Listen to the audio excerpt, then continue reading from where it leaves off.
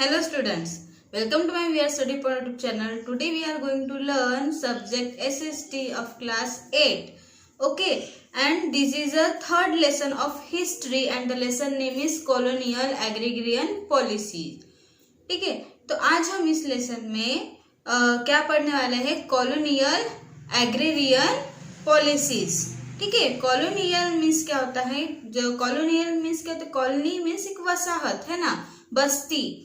तो उसमें उस बस्ती में बस्ती की जो जमीन होती है एग्रेरियन, जिसे हम कहते हैं जमीन है ना, तो जमीन के ऊपर के जो कुछ पॉलिसीज जो बनाए गए थे ब्रिटिश काल में, उसके बारे में आज हम इस लेसन में जो इंफॉर्मेशन है वो देखेंगे. ठीक है, तो इसमें हम कुछ पॉइंट्स देखने वाले हैं. First point it is changes in the rural setup. ठीक है, पहला पॉइंट है कि जो रूलर जो थे ब्रिटिश काल के, जो उनकी जो रचना थी उसमें कुछ चेंजेस किए गए थे. ठीक है, वो हम इसमें जानेंगे कि कौन कौन से चेंजेस किए थे उन्होंने. इसके बाद जो सेकंड है वो है major and revenue settlement such as the permanent settlement, Mahalwari settlement and Ryotwari settlement. तो ऐसे कुछ उन्होंने मेजर कुछ ऐसे मुख्य और जो महसूल जो जमा करते थे, जो रेवेन्यू लेते थे वो लोगों से, है ना, जमीन का टैक्स वगैरह जो भी है, वो जो पैसा उनसे वसूल करते थे, उसमें भी कुछ उन्होंने नए सेटलमेंट्स किए थे. उसमें कुछ उन्होंने 3 सेटलमेंट्स किए थे. एक था परमानेंट सेटलमेंट, सेकेंड था महालवारी सेटलमेंट और थर्ड था रैयतवारी सेटलमेंट. ठीक है, तो इन तीनों सेटलमेंट के बारे में भी हम इसमें इंफॉर्मेशन देखेंगे. And third point is commercialisation of agriculture. मतलब खेती का कुछ जो व्यापारीकरण है ना, खेती का जो व्यापार था उसमें उन्होंने क्या क्या, मतलब किस तरह से उसका व्यापार किया था खेती का, वो भी आज हम इस लेसन में जानेंगे. ओके, तो स्टूडेंट्स ये जो आज का जो वीडियो है ये इस लेसन का पार्ट 1 है. ठीक है, ये वीडियो 2 पार्ट्स में बनेगा. This is a part 1 of this video. ठीक है, और आपको इस पार्ट 1 में कुछ हम आधे लेसन के बारे में आधे कुछ पॉइंट्स इसमें डिस्कस करेंगे और बाकी जो पॉइंट्स है वो हम पार्ट 2 में डिस्कस करेंगे. ओके, तो let's start. You have read in the previous chapter that land revenue was the most important source of income to the colonial government. It was necessary therefore to establish a system of estimating and collecting land revenue for the peasants. Various land revenue systems came to be established in different parts of the Indian subcontinent. We will discuss this and their impact in this chapter. We will also see how commercial crops such as indigo, cotton, tea and jute helped the British maintain a profitable balance of trade in their own interest and the cost of impoverishment of the Indian peasantry. तो इसमें ये बताया है कि इसका पहला जो chapter था, इसके प्रीवियस चैप्टर में हमने ये पढ़ा था कि ब्रिटिश लोग किस तरह से गरीबों से लैंड रेवेन्यू लेते थे, है ना, जमीन का कर, जमीन के ऊपर जो कर महसूल जो भी टैक्सेस वो लेते थे, है ना, उसके बारे में हमने जानकारी ली थी. और वो उसमें से किस तरह से इनकम वो कमाते थे ब्रिटिश लोग, है ना. उनका एक बहुत ही इम्पोर्टेंट सोर्स था वो लैंड रेवेन्यू जो था, उनका बहुत ही इम्पोर्टेंट सोर्स था किस चीज का, इनकम का. ठीक है, तो कॉलोनियल गवर्नमेंट जो थी, वसाहत की जो गवर्नमेंट थी, सरकार जो थी, उनका ये सबसे बेस्ट इम्पोर्टेंट ऐसा वो क्या था, एक सोर्स था इनकम का. ठीक है, और इसमें ये कहा है कि किसी भी रेवेन्यू का, किसी भी लैंड रेवेन्यू के जो कलेक्टिंग करना जो उनके लिए हमेशा से क्या था, एक नेसेसरी चीज थी, बहुत ही इम्पोर्टेंट चीज थी, हमेशा से वो कभी ना भूले हुए वो लैंड रेवेन्यू हमेशा कलेक्ट करते थे. ठीक है, और इसमें ये भी बात बताई है कि अपने जो रेवेन्यू सिस्टम जो थी उनकी, ब्रिटिशों की जो रेवेन्यू सिस्टम थी वो अलग अलग पार्ट्स में उन्होंने इस्टेब्लिश की थी अपने इंडियन सब कॉन्टिनेंट में. ठीक है, इंडिया के जो भी उपखंड थे उसमें हर एक जगह पे उन्होंने अलग अलग पार्ट्स में उसको उन्होंने डिवाइड करके इस्टेब्लिश किया था.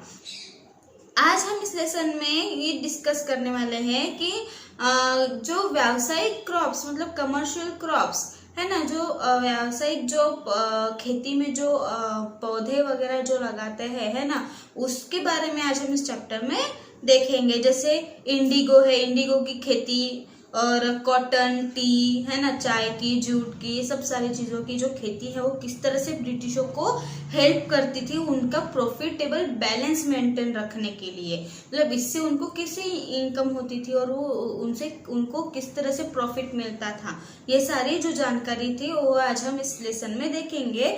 और वो खुद तो प्रॉफिट में रहते थे और उनकी इस मतलब खेती की वजह से जो गरीब जो शेतकरी लोग थे, जो भी खेती बाड़ी करने वाले जो फार्मर्स थे वो भारत के, वो किस तरह से निर्धन होते गए, मतलब किस तरह से वो इम्पोवरिशमेंट में चले जाते गए, है ना। मतलब वो किस तरह से गरीब ही होते गए, उनके पास मतलब इनकम कुछ भी नहीं उनकी होती थी, क्योंकि खेती करने वाले तो वही लोग थे, है ना। ब्रिटिश लोग उनसे ही खेती करवाते थे, उनसे ही उतनी मेहनत करवाते थे, लेकिन उनको उतना प्रॉफिट नहीं मिलता था जितना वो ब्रिटिशों को मिलता था।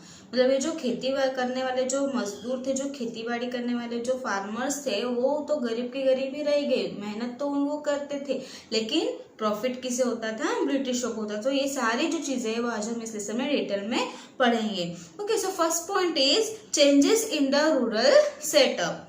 During the ancient and medieval periods, farmers who cultivated a piece of land could hold it for a very long period. They used to pay a portion of the produce from the land as tax. तो इसमें बताया है कि जो ancient, जो प्राचीन और मध्ययुगीन पीरियड के ड्यूरिंग में, उसके स्टार्टिंग में या उसके बीच में क्या हुआ था, जो फार्मर्स थे, जो खेती बाड़ी करने वाले जो फार्मर्स थे, वो उनको अपनी खेती करने के लिए छोटे छोटे उनको जमीन के टुकड़े उनको दिए गए थे। ठीक है, सब लोगों को छोटे छोटे कुछ ऐसे जमीन के पार्ट्स उनको दिए गए थे ताकि वो उसमें अपनी खेती कर सके। ठीक है, और ये जो काम है वो बहुत ही लॉन्ग टाइम तक चला था और उससे जो ब्रिटिश लोग हैं वो उनको उस जमीन के टुकड़े पर उनसे क्या लेते थे, टैक्सेस लेते थे। In return their right to hold and cultivate that piece of land remain intact। और इसके बदले में उनको लागवड़ मतलब खेती में जो कल्टीवेशन करने का जो काम था, उनको मतलब वो उसका अधिकार उनसे छीन लिया गया। मतलब जमीन के टुकड़े तो उनको दे दिए, लेकिन उस पर उनका कोई अधिकार नहीं था। जो भी खेती वो करते थे अपने जमीन में, वो सारा जो उनका जो खेती का जो भी उत्पादन जो भी होता था, उसमें से वो सब किसके खाते में जाता था, ब्रिटिशों के खाते में जाता था। गरीबों को उसका कोई अधिकार नहीं था कि वो अपने खेती का जो भी अनाज निकलता है, जो भी चीजें निकलती है, वो खुद यूज कर सके या फिर बेच सके, ऐसा उनको कोई भी अधिकार नहीं था। और उस खेती में कौन सा अनाज लगाना है, कौन सा नहीं लगाना, इसका डिसीजन भी कौन लेते थे, ब्रिटिश ही लेते थे। खेती करने वाला जो फार्मर था वो अपने इच्छा से कोई भी जो भी अनाज है वो खुद के मर्जी से वो नहीं लगाता था। Due to this system, villages could produce enough food crops to fulfill the needs of the people living there। और इसकी वजह से, इसी सिस्टम की वजह से जो खेड़े गांव में, जो विलेजेस में जो लोग रहते थे, उनके लिए वो मतलब इतना खाना जो था उनको इनफ नहीं होता था, क्योंकि उनकी जो खेती का जो भी अनाज था वो ब्रिटिशों के खाते में जाता था। तो जो गरीब थे उनको थोड़ा सा हिस्सा दे देते थे और बाकी का जो पूरा अनाज है वो खुद ही ले जाते थे। तो उसके वजह से जो गरीब लोग थे उनको बहुत ज्यादा प्रॉब्लम होती थी। Thus the village became self-sufficient. During the region of Sher Shah Suri, the system of measuring land and giving patta or written record to its owner was started। तो इन सारी चीजों से फिर जो गरीब जनता थी बहुत ही तकलीफ में चली गई थी, मतलब बहुत प्रॉब्लम फेस कर रही थी। तो इसी में जो उस गांव जो एक शेर शाह सूरी नाम के जो एक राजा था, उसके रीजन में, उसके प्रदेश में उन्होंने एक नया रिकॉर्ड बनाया, मतलब एक नई उन्होंने रूल बनाया कि जो भी लैंड है उसकी मेजरिंग करके, मतलब जो भी खेती करने वाले जो भी फार्मर्स है उनके पास जितनी जमीन है उसका मेजरमेंट करके उसको उतना उससे टैक्स वसूल करना, है ना। मतलब जैसे जमीन का पट्टा कहते हैं ना, इतना यहाँ से यहाँ तक का पट्टा पूरा उसका है, तो उसको कितना लैंड रेवेन्यू देना है, वो सारी चीजें उसका पूरा जो रिकॉर्ड है वो सब वो ओनर लिखना उसका स्टार्ट कर दिया था।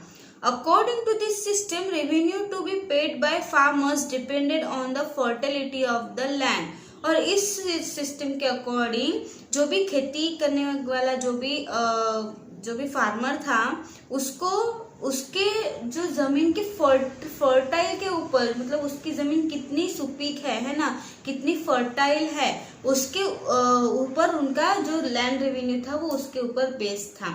ठीक है।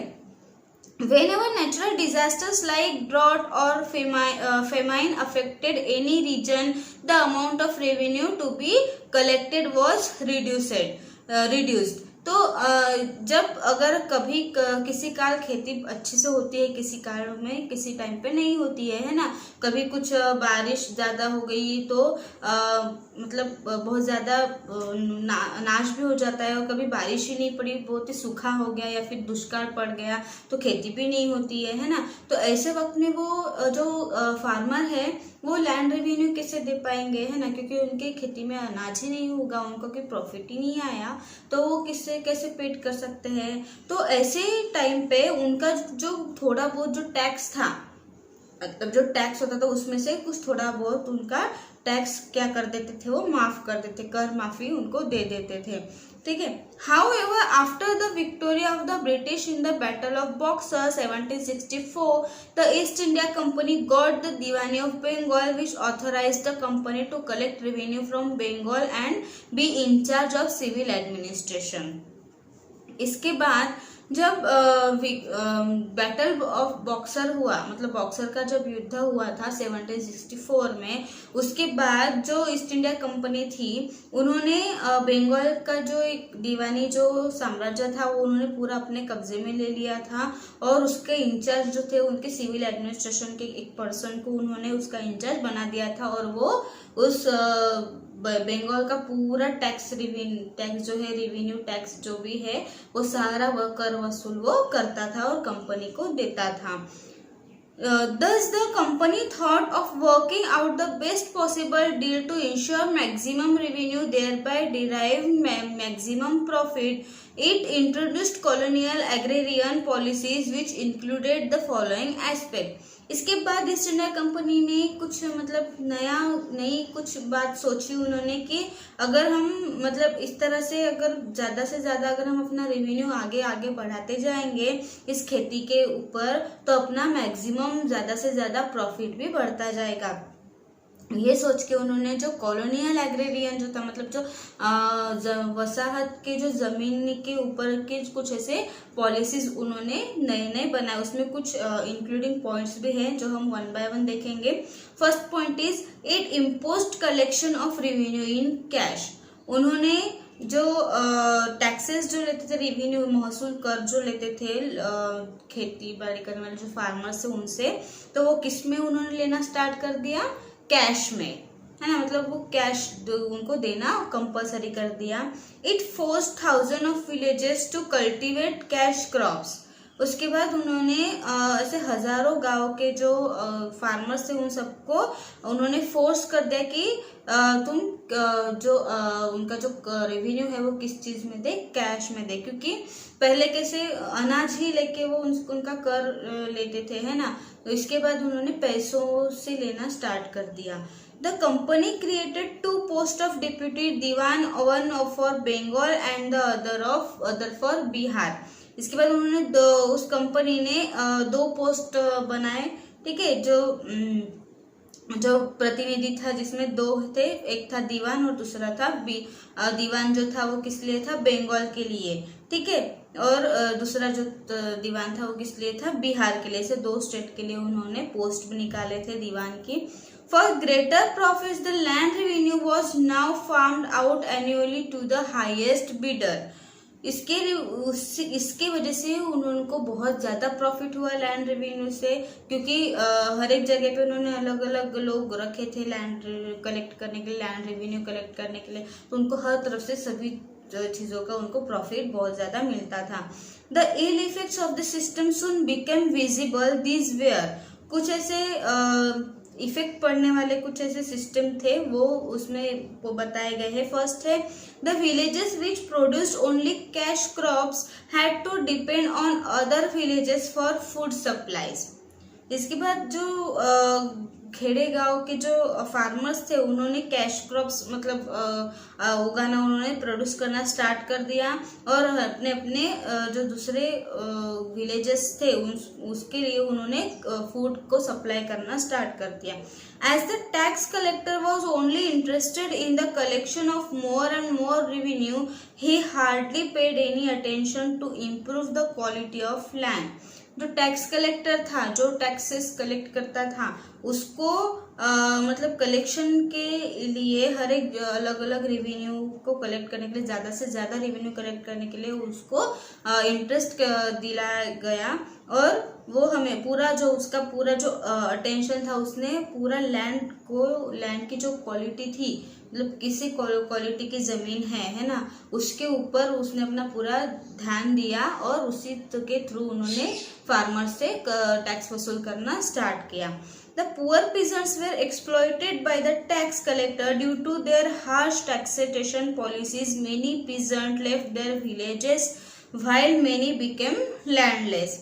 तो कुछ ऐसे जो गरीब जो खेती बाड़ी करने वाले जो फार्मर्स थे वो मतलब उनको मतलब वो टैक्स देने के लिए मतलब वो इतना मतलब जैसे वो बहुत गरीब थे ना, तो टैक्स देना उनसे हो नहीं रहा था, है ना। तो उन्होंने कलेक्टर के थ्रू, कलेक्टर उनको बहुत ज़्यादा एक्सप्लॉइट कर देता था, मतलब उनको बहुत ज़्यादा टॉर्चर करता था टैक्सेस के लिए। अगर उन्होंने 1 महीना 2 महीना अगर कोई टैक्सेस नहीं दिए तो उन पर बहुत ज़्यादा अत्याचार करता था, उनसे बहुत ज़्यादा वो हिंसा करता था।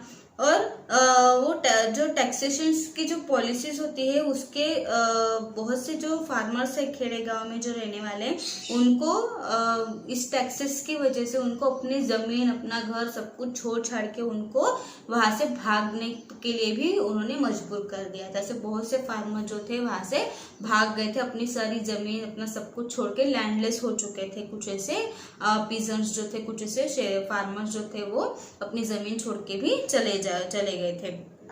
एग्रीकल्चरल प्रोडक्शन डिक्लाइन, और उसके बाद जो एग्रीकल्चर जो प्रोडक्शन है वो डिक्लाइन हो चुका था। Simultaneously, trade and commerce also suffered a setback in Bengal. The Indian goods were bought at very low rates from the workers and sold back in Europe at much higher prices. उसके बाद कुछ ऐसे जो business और कुछ ऐसा commerce जो वाणिज्य है जिसके लिए बंगाल बहुत ज़्यादा सफर करने लगा, उसके ऊपर बिजनेस के लिए उसका जो लघु उद्योग था थोड़ा सा घटने लगा, तो इसके वजह से वो बहुत ज़्यादा सफर करने लगा। The Indian goods were bought at very low rates from the workers and sold back in Europe at much higher prices.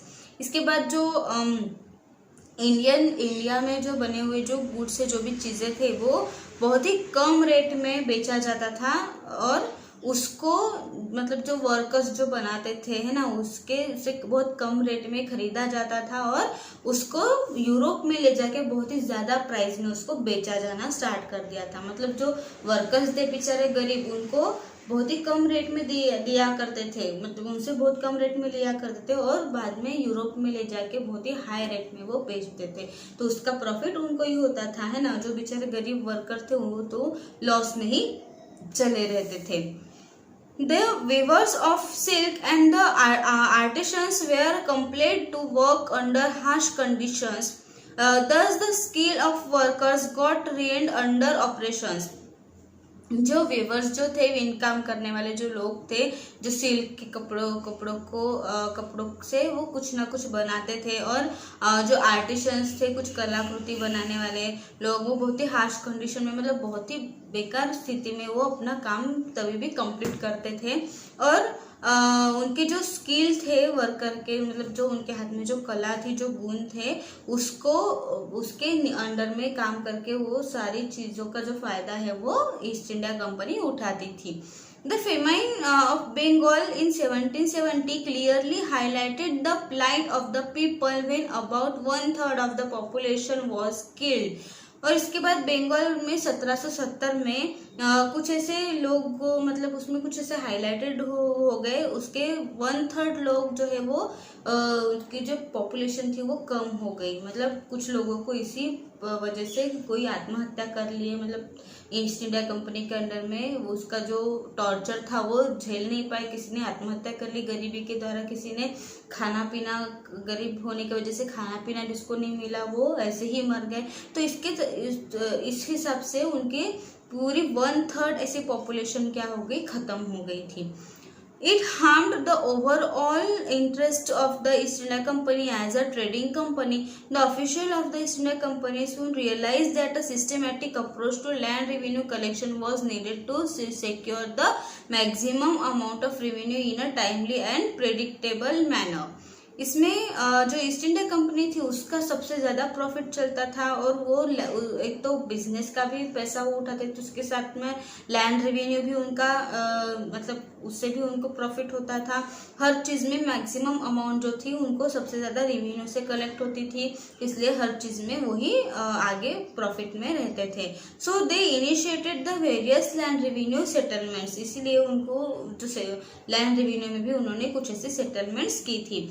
तो next point is major land revenue settlement. मुख्य जो उन्होंने सेटलमेंट किए थे लैंड रेवेन्यू में वो कैसे थे। The first reform introduced by the company came in the form of the Izaradari system. It was followed by 3 other types of land revenue arrangements introduced during the latter half of the 18th century through to the 19th century. पहला जो उनका company ने जो पहला जो settlement किया था वो एक उन्होंने सिस्टम बनाया था, उसका नाम था जीरदारी सिस्टम। ठीक है, तो इस सिस्टम के 3 टाइप्स थे। लैंड रेवेन्यू की अरेंजमेंट उन्होंने की थी, 3 टाइप्स में की थी। ठीक है, और 18th सेंचुरी से लेके 19th सेंचुरी तक उन्होंने वो सिस्टम चलाया था।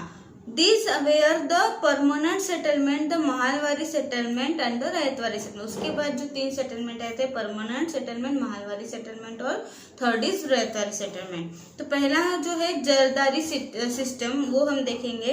As the first governor general of the East India Company Warren Hastings realise that income from land revenue was not enough to meet the expense of the company. जो East India Company का जो first जो governor general था जिसका नाम था Warren Hastings, Lord Warren Hastings, उसको ये रियलाइज हुआ कि ये जो लैंड रेवेन्यू की जो इनकम है वो उतनी हमें इनफ नहीं है ना। मतलब अपनी कंपनी के लिए, कंपनी से जो कंपनी को जो मिलने वाली जो लैंड रेवेन्यू की जो भी इनकम है, जो भी पैसे है, वो हमारे लिए उतने सफिशिएंट नहीं है। A massive famine that broke out in Bengal further reduced revenues to a great extent. फिर उसने ये डिसाइड किया कि हम और ज़्यादा रेवेन्यू बढ़ाएंगे, ग्रेट एक्सटेंट में, मतलब और ज़्यादा इसमें हम उसको रेंट बढ़ाएंगे, अपना जो रेवेन्यू टैक्स है वो बढ़ाएंगे, उससे हमें और ज़्यादा प्रॉफिट होगा। ऐसा वॉरेन हेस्टिंग्स ने सोचा। So he decided to introduce a system by which the right to collection could be given to the highest bidder for 5 years.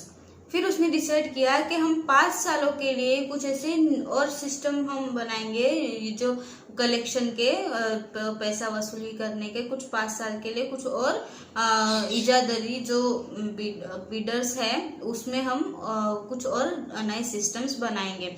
This system came to be called Izaradari और revenue farming system. उसी system को क्या कहते हैं, इजादारी system कहते हैं। Those who were given this right came to be known as ijadaris. However, the shortcomings of this system soon resulted in its failure. लेकिन ये जो इजादारी सिस्टम थी वो ज़्यादा टाइम तक नहीं चली, बहुत कम टाइम में ही वो जो इजादारी सिस्टम थी वो फ्लॉप हो गई और फेल हो गई। One of the most important reasons was that bidding had no link with the land's actual productivity. Besides, no interest was shown by the ijadaris in improving the land because it was auctioned periodically.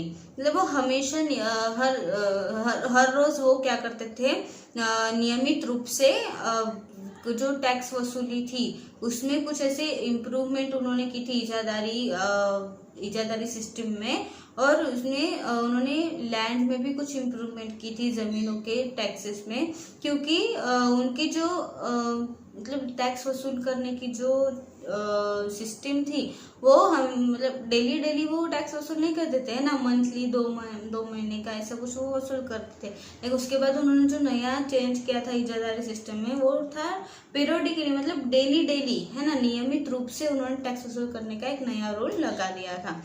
As Ijadaris wanted to get more and more revenue to pay to the company, peasants were subjected to relentless exploitations.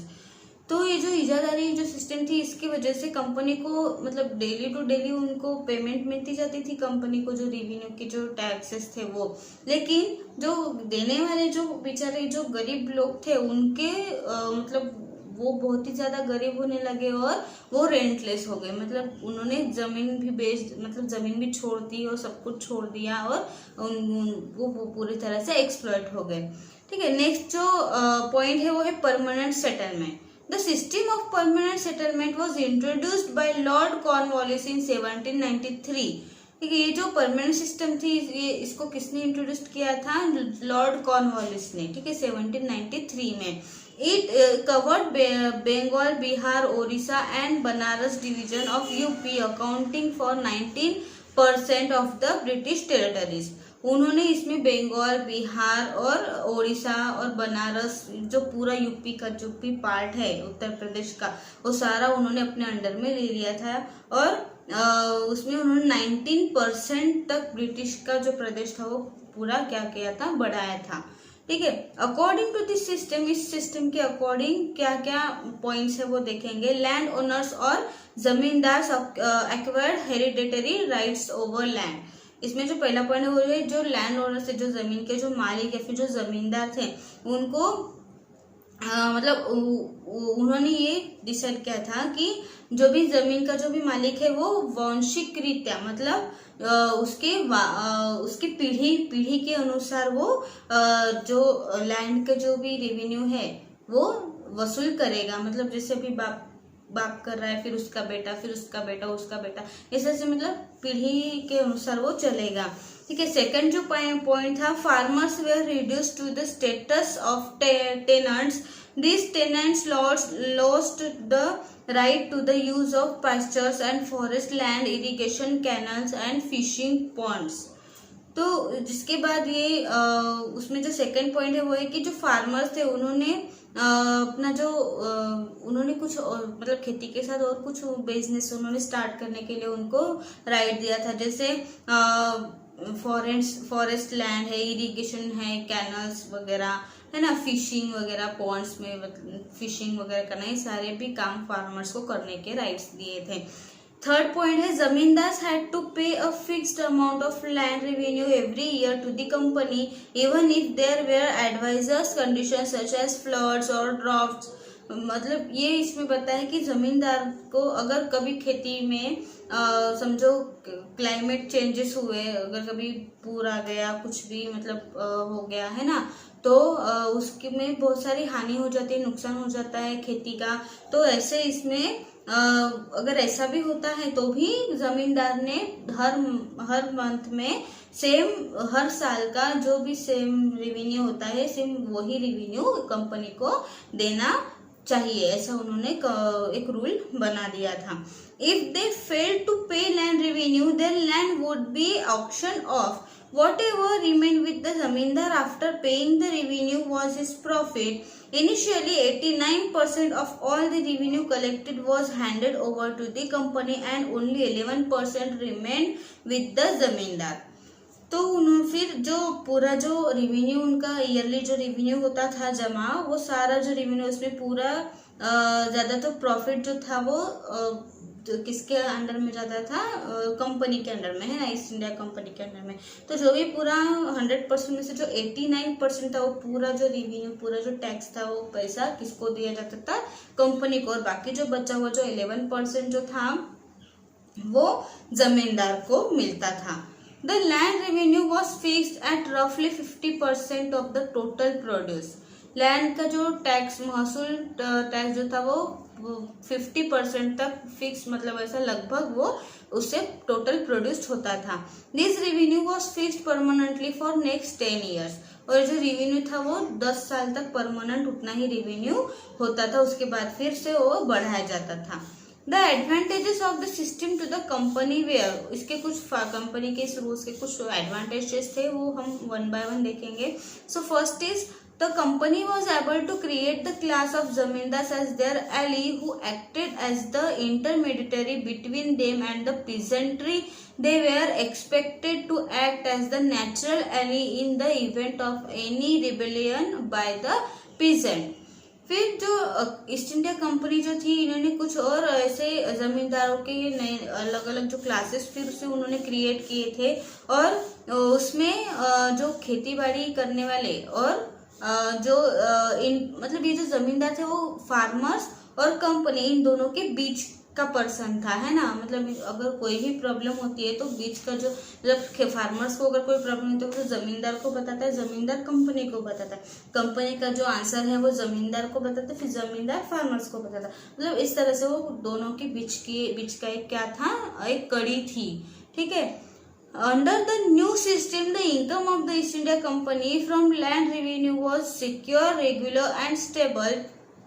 This helped the company to meet the growing expense of its military expeditions and administrations.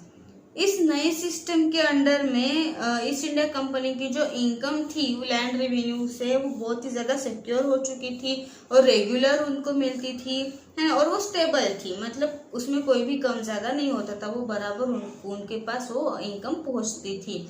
और इसकी जो इस company को जो इस चीज़ का जो help है वो बहुत ज़्यादा होता था, उनको बहुत ज़्यादा उनके एक्सपेंस में बहुत ज़्यादा ग्रो होता था, और मिलिट्री एक्सपेडिशंस में उनको उनके एडमिनिस्ट्रेशन को बहुत ज़्यादा हेल्प होती थी. Zamindars were motivated to increase the agriculture production. जमींदार जो थे वो फार्मर्स को बहुत ज़्यादा इंक्रीज, मतलब उनका एग्रीकल्चर जो प्रोडक्शन था, मतलब खेती बाड़ी में का जो खेती करने का जो अनाज का जो प्रोडक्शन था वो बहुत ज़्यादा बढ़ाने के लिए उनको मोटिवेट करते रहते थे. As the rate of revenue to be paid to the British was fixed, they could keep the surplus after paying their due to the company. और ये जो रेवेन्यू का जो रेट था जो भी वो ब्रिटिशों के थ्रू फिक्स होता था. ठीक है. और इसका जो भी पेमेंट होता था वो किसकी वजह से होता था, कंपनी की वजह से, है ना. कंपनी का उन पर दबाव था और उसके हिसाब से वो उतना जो इनकम था वो फार्मर से लेता था और कंपनी को देता था. अब नेक्स्ट जो पॉइंट है वो है इफेक्ट्स ऑन द पीजेंट्स. मतलब इन सारे सिस्टम्स का, इन सारी चीजों का पीजेंट्स पे क्या इफेक्ट होता था, जो फार्मर्स थे उन पर क्या इफेक्ट होता था. The actual cultivators of the land where left at the mercy of zamindars who often extracted exorbitant rates from cultivators. Later zamindars imposed many illegal taxes. ये जो जमींदार जो थे वो उनका जो एक्चुअल जो कल्टीवेटर था, मतलब एक्चुअल जो जिस भी चीज़ों की जो लागवड़ करते थे वो ज़मीन में, उन सारे जो अनाज का जो भी जितना भी इनकम, जितना भी पैसा निकलता था वो जमींदार के हाथों में जाता था. ठीक है. और उसी को इलीगल टैक्सेस भी कहा जाता है. ठीक है. The peasants had to pay the revenue even if the crops failed. Hence, they were forced to borrow money from the money lenders at a high interest rate. अगर फार्मर्स की अगर खेती समझो कभी अगर उनके जो अनाज है वो अगर फेल हो गए, मतलब अच्छे से ग्रो नहीं हुए, मर गए या कुछ भी हो गया, तो उनका जो रेवेन्यू था वो उस टाइम पे नहीं कर सकते थे क्योंकि उनकी खेती जो थी वो खत्म हो चुकी थी. तो फिर भी वो जो जमींदार है वो उनको बहुत ही ज्यादा फोर्स करते थे कि उनके जो मनी लेंडर्स है, मतलब जो पैसे देने वाले, मतलब किसी से कर्जा लेके या किसी भी तरह से दो, लेकिन तुम हमें पैसा, हमारा जो रेवेन्यू है, जो भी टैक्स है वो तुम हमें दो, ऐसे वो उनको फोर्स करके लेते थे. In case of non-repayment of loans, their land was mortgaged, forcing them to look for an alternate employment and even migrate to cities. Peasants were evicted from the land they had cultivated for generations. This created a class of landless peasant. और इसमें इस condition की वजह से जो farmers थे वो बहुत ही ज़्यादा कर्जे में डूब जाते थे. मतलब किसी से भी लोन लेके वो उनका रेवेन्यू पेड करते थे, तो उसकी वजह से उनको उनके ऊपर लोन आ जाता था, है ना, कर्जा हो जाता था, और उसकी कर्जे की वजह से फार्मर जो थे वो बहुत ही ज़्यादा डिप्रेशन में चले जाते थे, और कुछ जो फार्मर थे एक तो वो सुसाइड कर लेते थे, नहीं तो फिर कोई लैंडलेस हो जाते थे, मतलब ज़मीन छोड़ छाड़ के भाग जाते थे उस प्रॉब्लम की वजह से, है ना। तो ये सारी चीज़ें जो थी वो उस टाइम पे हो रही थी। In many places, money lenders replaced the landlords who took no interest in improving agriculture production. कभी कभी किसी जगह पे जो मनी लेंडर, जो साहूकार होते थे, जो फार्मर्स को जो पेमेंट करते थे, है ना, कर्जा वगैरह देते थे, वो अपने जो लैंडलॉर्ड्स है उनको रिप्लेस कर, मतलब चेंज कर देते थे, और उनको वो जो भी खेती है उसका जो प्रोडक्शन है वो पूरा तरीके से इम्प्रूव करके वो उनको देते थे। Many of them were absentee landlords who leased out their lands to tenants and lived in cities. कभी जो कुछ ऐसे लैंडलॉर्ड्स अगर एब्सेंट रहते हैं किसी, मतलब कोई खेड़े गांव में अगर कोई रहते जो सिटी में रहते हैं, है ना, तो उनके जो भी लैंड्स है, उनकी जो जमीन है वो मतलब टेनेंट्स में चली जाती थी। The settlements benefited the zamindars more than the company because the land revenue collected from the peasant went up as the areas under cultivation increased. However, the amount they had to pay to the company continued to be the same. तो जमींदार की जो settlement थी benefit के लिए, उसमें company जो थी वो सबसे ज़्यादा इन्वॉल्व होती थी, क्योंकि जो लैंड रेवेन्यू कलेक्शन का काम जो था वो जमींदार का था, है ना, लेकिन वो जो जिससे वो वसूल करते थे जो पीजेंट्स, जो फार्मर्स, है ना, उनका जो एरिया था वो उसको मतलब उनका जो लैंड था, जो जमीन थी, उसमें ज़्यादा कल्टीवेशन करके, मतलब ज़्यादा क्रॉप्स की लागवड करके उसमें इंक्रीज कराने के लिए जमींदार उनको बहुत ज़्यादा उनको फोर्स करता था। However, the amount they had to pay to the company continued to be the same. By the early 19th century, many officials of the company were convinced that the system of revenue had to be changed. और फिर 19th century के starting में जो company थी, east India company, उन्होंने ये convinced किया कि अभी इस सिस्टम को, ये जो टैक्स रेवेन्यू के जो सिस्टम है इसको हम और चेंज कर देंगे। तो इसके बाद जो दूसरा चेंज हुआ सेटलमेंट वो था महालवारी सेटलमेंट। ठीक है, Mahalwari settlement was introduced in the modern day Uttar Pradesh, certain parts of Madhya Pradesh and Punjab by Holt Mackenzie in 1822। Mahalwari जो सेटलमेंट थी इसका जो इंट्रोड्यूस जिसने किया था वो था, जिसका नाम था हॉल्ट मैकेंजी। 1822 में उसने किया था, और वो कहा किया था उत्तर प्रदेश में। ठीक है, उत्तर प्रदेश और मध्य प्रदेश के जो पंजाब के वगैरह जो पार्ट्स है, जो भी स्टेट है, उन सब में उन्होंने वहाँ पे महालवारी सेटलमेंट को वहाँ पे बना दिया था। ठीक है, this settlement accounted for 30% of the company's territories, covering United Province and Central Province with a variation in Punjab.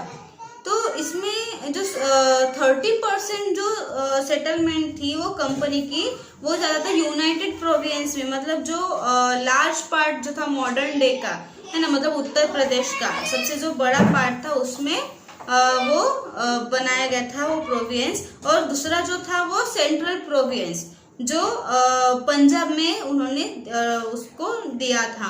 ठीक है, the term Mahal means a village, मतलब जो महाल वर्ड है इसका मीन्स क्या होता है, विलेज। ठीक है, according to Mackenzie the village was a very important part of the system that needed to be preserved.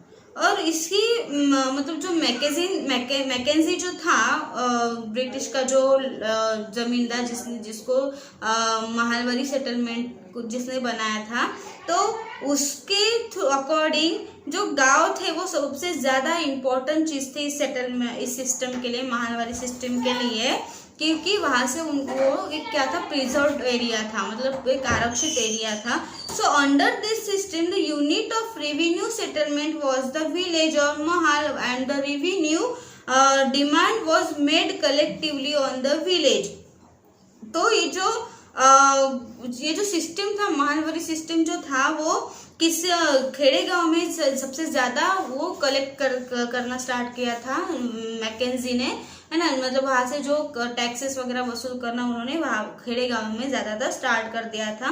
The village headman और lambardar was responsible for collecting the revenue and handing it over to the government.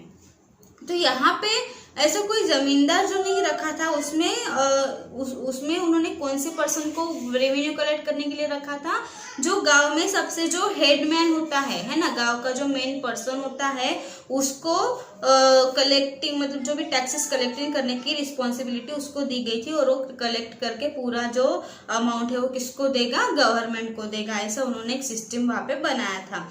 The collector of the revenue, that is the head of the village, was to fix the revenue on the basis of the type of land, total land under cultivation and customs and rights of different agricultural groups। वो जो revenue collector जो था वो head man था village का, है ना, और उसके पास मतलब उसको फिक्स कर दिया था रेवेन्यू कलेक्शन के लिए।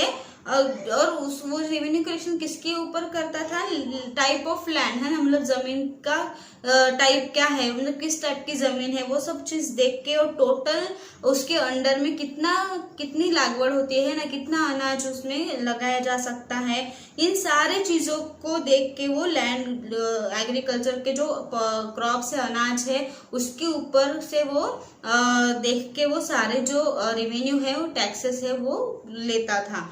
The estimate revenue of each plot within a village was added up to calculate the revenue that each village had to pay।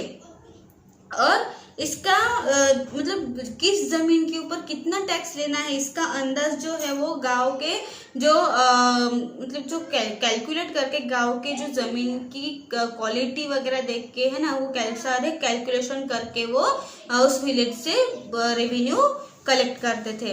The rate of revenue was roughly half of the total agricultural produce. This demand was to be revised periodically and not fixed permanently। और ये जो revenue का जो rate था, मतलब ये जो महसूल का जो रेट था, वो रफली ज्यादातर मतलब एग्रीकल्चर के जो भी अनाज, जो भी खेती की जो क्वालिटी है वहाँ पे जो अनाज है उसके टोटल हाफ के साइज में होता था, और उसकी जो डिमांड है वो हमेशा नियमित रूप से वो बढ़ती जाती थी और लेती जाती थी। ठीक है। However, even under this system, the condition of peasants remained pitiable as the head of the village retained the right to extract revenue। और इसमें जो इस सिस्टम के अंडर में जो भी कुछ ऐसे फार्मर्स के लिए कुछ ऐसे शर्तें लगाई जाती थी कि जो भी हेड है विलेज का, जो भी हेड पर्सन है, जो कर वसूल करता था फार्मर्स से, उसने उस फार्मर्स के लिए कुछ ऐसे बचाए हुए कुछ ऐसे नए और उस रेवेन्यू के कुछ ऐसे नए जो कंडीशंस थे वो उन्होंने उसमें दिए थे।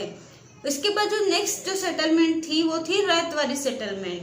The Ryotwari system was introduced in the Madras presidency by Thomas Munro. ठीक है, ये जो रैयतवाड़ी सिस्टम जो थी वो किसने इंट्रोड्यूस की थी? मद्रास के जो प्रेसिडेंट थे जिसका नाम था थॉमस मुनरो, उन्होंने ये रैयतवाड़ी सिस्टम स्टार्ट की थी। So it is also known as the Munro system, इसीलिए इस सिस्टम को मुनरो सिस्टम भी कहा जाता है। It was further extended to the Bombay presidency and Assam. ये जो सिस्टम है उसका एक्सटेंशन कहा हुआ था, बॉम्बे से लेके आसाम तक वो फैला दिया गया था। Overall it accounted for 51% of the companies territories. इसका जो 51% जो था वो पूरा किसकी इसमें जाता था? कंपनी के प्रदेशों में जाता था। Prior to Munro, Captain Alexander Reed had tried the Raytwari system on small scale in areas that were annexed by the British from Tipu Sultan। ये जो मुनरो जो था वो अलेक्जेंडर का मतलब अलेक्जेंडर जो थे उस टाइम पे वो एक कैप्टन थे जिसने रैयतवाड़ी सिस्टम के, और छोटे से मतलब एरिया में उनको रखा गया था। और वो ब्रिटिश ने एक ब्रिटिश सुल्तान जो था जिसका नाम था टीपू, है ना, टीपू सुल्तान, उनके अंडर में उनसे जुड़ा हुआ वो एरिया उनके थ्रू वो वहाँ पे कर वसूली करते थे।